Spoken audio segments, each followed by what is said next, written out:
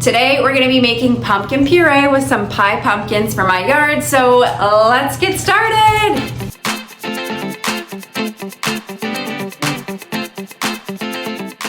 Of course I had to wear my 90s Halloween sweater vest because, you know, we have to have a theme when we're doing this. With pumpkin puree, you can technically use any pumpkin to make this.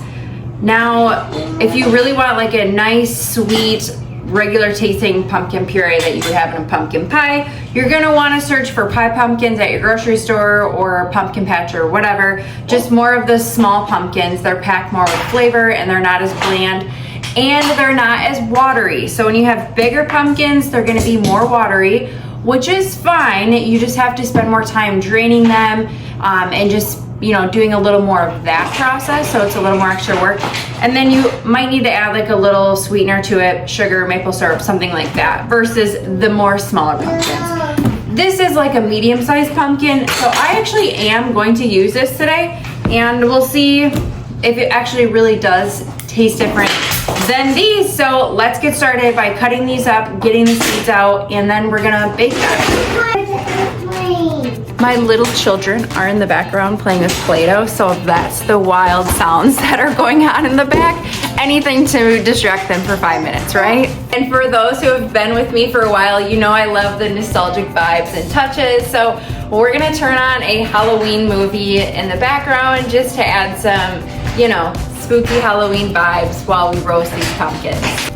I joked in another video that the only like Halloween fall movie that I have is Casper, which I love Casper, but for next year I need to definitely look more in the thrift stores for some fall movies. I do have the first Harry Potter. That's kind of a fall one, but it's also kind of Christmas. It depends which way you look at it. We had Matilda in there. My daughter loves Matilda. Okay, now that Casper's on, we can finally get started. If you are doing this yourself, I don't recommend painting the outside. My kids painted these, so if you do this at home, maybe don't do the painted ones. Since this is just for my family, I'm just gonna do it. You can wash it off too, but that's why some of these have paint on them. So what you're gonna do first is you're gonna take your pie pumpkin and you're gonna have a sharp knife and you're gonna cut right down the middle of these pumpkins.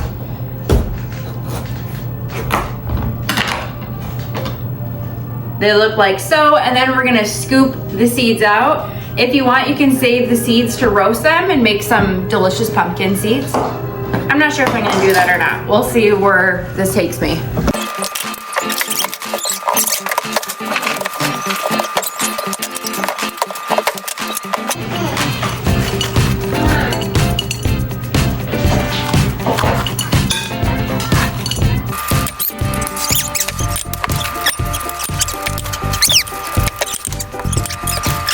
So at this point, make sure your oven is preheated to about 400. I have a baking sheet that I'm just setting all of the carved out and cleaned out pumpkins.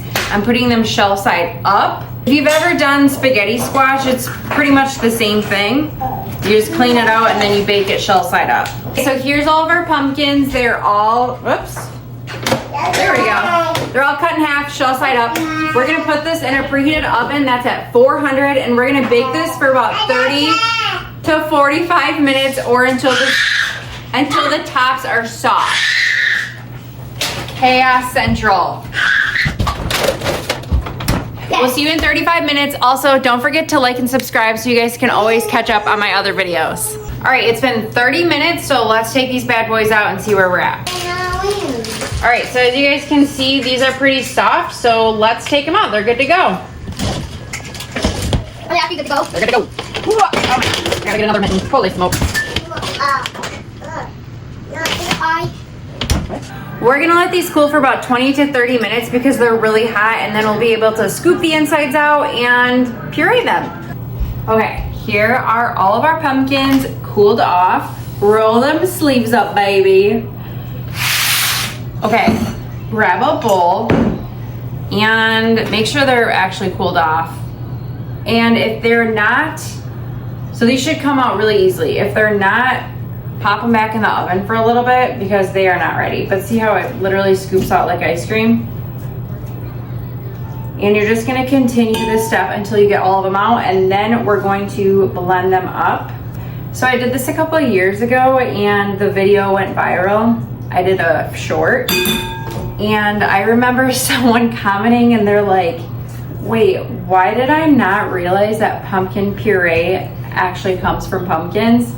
And it was really funny, but it's kind of interesting because I feel like nowadays we get so, I don't know what the word is, but we'll go to the grocery store and you know, you're kind of so separated from where your food is actually coming from, like especially your meat. I mean, that's coming from animals.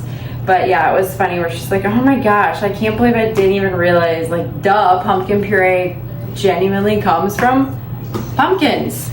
Okay, so this is what your pumpkin puree looks like after you scoop all of that out. So now we're gonna grab a blender. There we go. If you have a food processor, that definitely works just the same. This is just a tad faster. We've already done the hardest part. All you have to do now is just take this and scoop it in.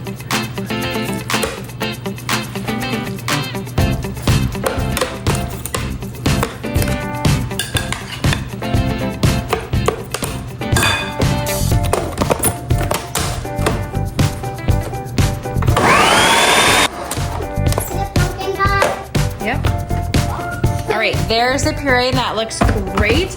If for some reason this is really thick, you could add 1 to 2 tablespoons of water. This is perfect. I grabbed another bowl and I'm just gonna dump this in, and then we'll do the other half.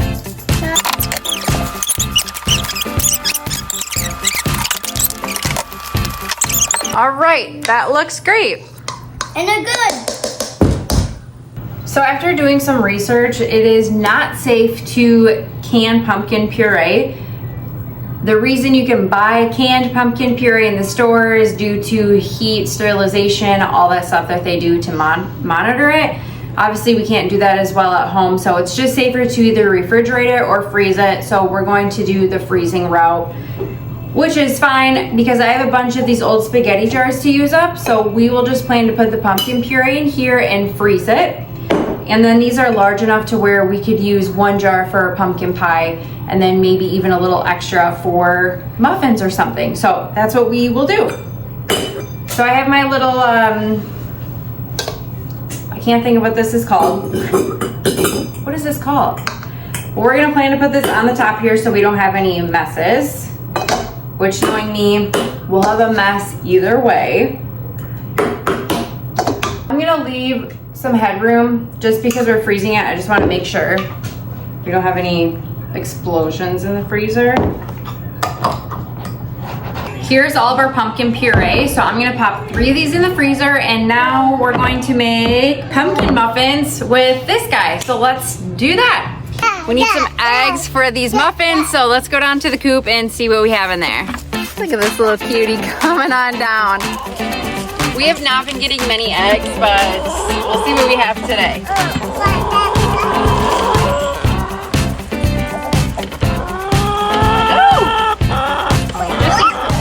It was just poop.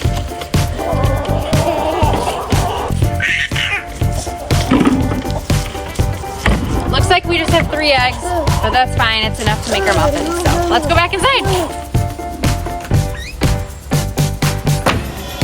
To start, in a large bowl, you're gonna add either 1 cup and 3/4 cup of pumpkin puree or 15 ounces of pumpkin puree.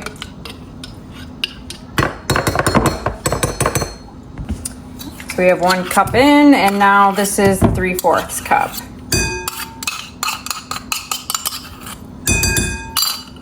Which ended up using an entire jar for me, so that's perfect.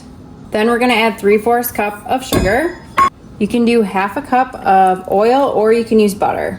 Then we're gonna add our 2 eggs.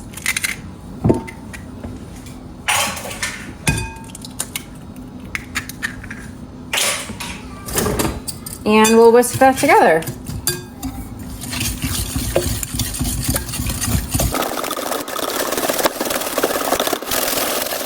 Now we can set that to the side. For the dry, I have a green Pyrex bowl.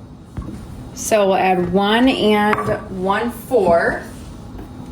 3/4 teaspoon baking powder and 1/2 teaspoon of baking soda. 1/2 teaspoon of salt.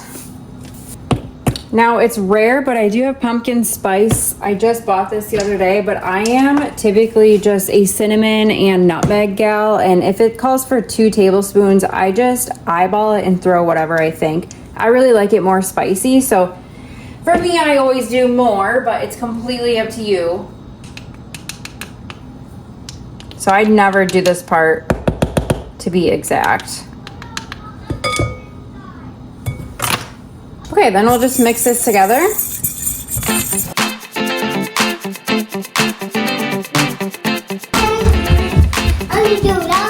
Another thing to keep in mind is when you're using homemade puree, like I talked earlier, it can be a little more watery. So if that's the case, just add a little bit more flour and don't mix too much, or you can even let it sit and let things soak in and see where you're at.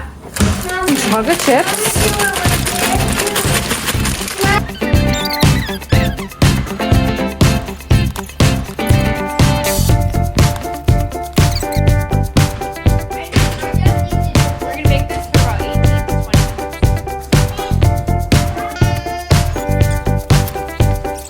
Here's our muffins. They're all done. They're so good.